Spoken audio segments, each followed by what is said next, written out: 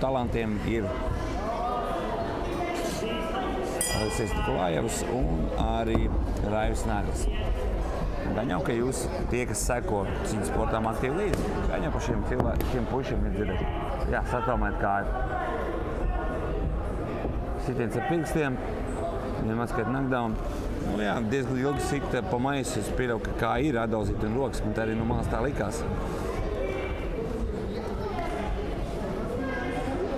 Nav tā pareizākā pieeja, pirms tam enerģiju tērēt un daudzīt kājas, rokas.